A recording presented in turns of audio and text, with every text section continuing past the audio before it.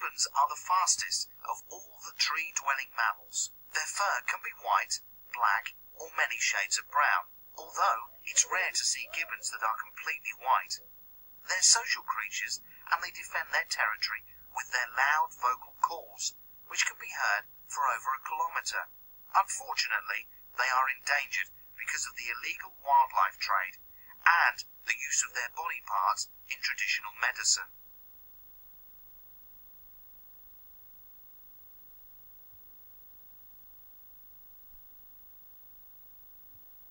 Did you have a good time on your holiday? Yes, it was good. The weather was fantastic.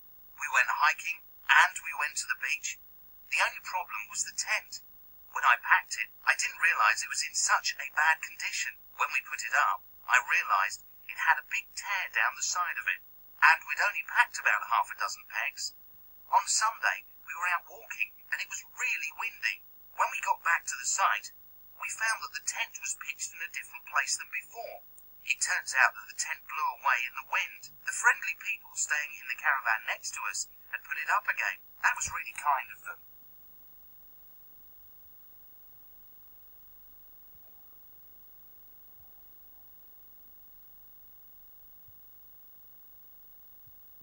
So, it's red, and it's got buttons down the front and a little belt.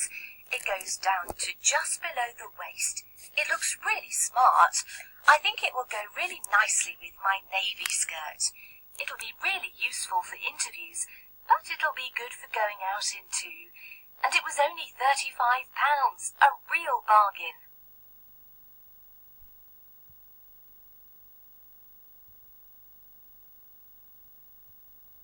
It's not a great film, but it's okay. It's about a young woman who's engaged to be married, but then she falls for the vicar who they've hired for the wedding. Of course, both of them try to deny their feelings for each other, but in the end, they can't hold back any more. The reviews say it's hilarious, and you'll split your sides laughing. That's not strictly true, but it's quite enjoyable.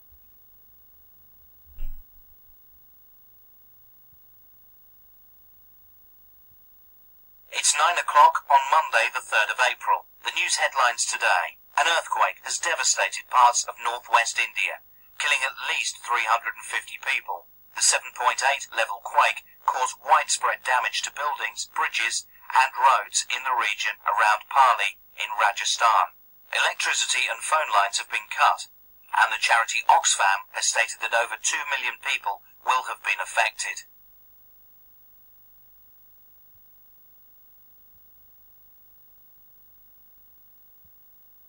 This is the news.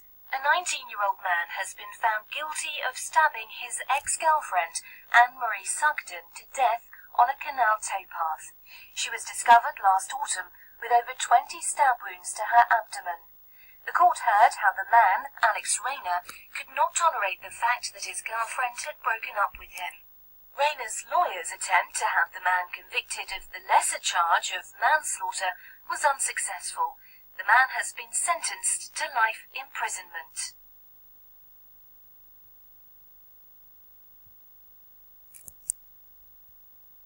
I'm pleased to welcome Peter Wallace, who is here tonight to tell us about his work as a foreign correspondent. He is currently the World Affairs editor for the TV channel News and Views, and during his working life he has reported from over 90 countries, including 25 war zones, and has interviewed a great many world leaders and politicians. His talk tonight promises to be both entertaining and informative, and I know we will all be fascinated by his stories. Let's give him a round of applause, shall we? Peter Wallace.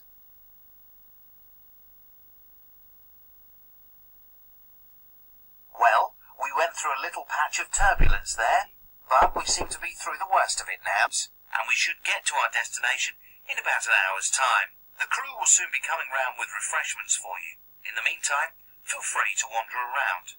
If you decide to stay seated, I'd recommend that you keep your seatbelts fastened.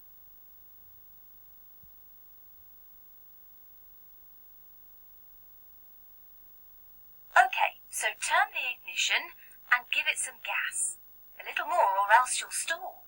Okay, now depress the clutch and put it into gear. Good. Now look in the mirrors before you move off. Right, good. Now release the handbrake. Good. A little more gas. Great, that's fine.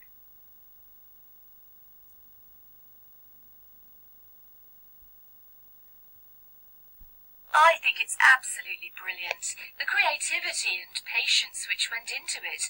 I heard that they had a team of animators working on it for about 9 months.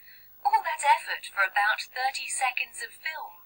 But I just loved all those tiny little biscuits dressed up in outfits dancing across the screen. I went out and bought a packet straight away, just because I was so impressed with all the work that had gone into it.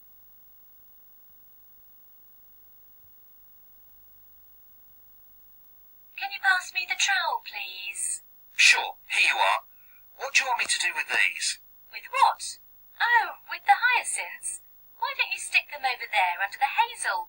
Okay, and do you want me to weed the beds? I've done that one already, but you could do that one over there. Right you are.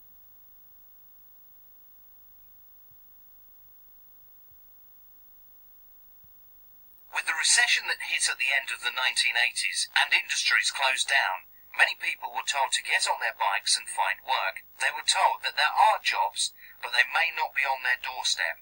Now the government is saying the same thing again. Julia, what do you make of this? Well, I understand where they are coming from. If someone can work, then they jolly well should. But I think when you get down to the nitty-gritty and analyse the numbers, we can see that it just doesn't add up.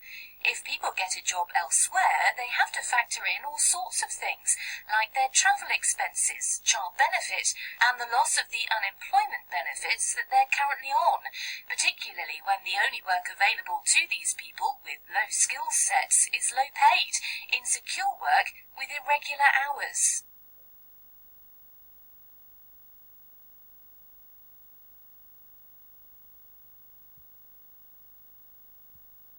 I think I want to come out of it feeling that I've been changed, that I've been taught something, or more than that. I wanted to feel stirred and made to pay attention. I want to feel a sort of passion. I was particularly moved by Janet Drayson. I got the sense of this place, this history, this now, and I thought it was very vivid. She brought these scriptural texts into the present and said, "This is about you and about me." And I think it doesn't matter where you are on the faith spectrum, because these texts are universal, and they speak to the human heart in all times and in all places. I think that's what I want to feel a sermon does.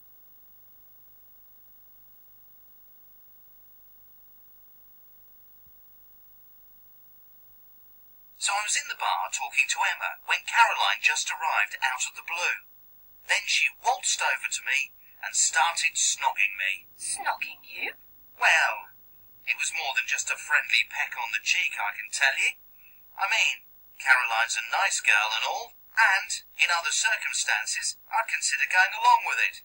But what a time to choose to renew our acquaintance. I thought I was just making progress with Emma, but after that little scene, I've blown it.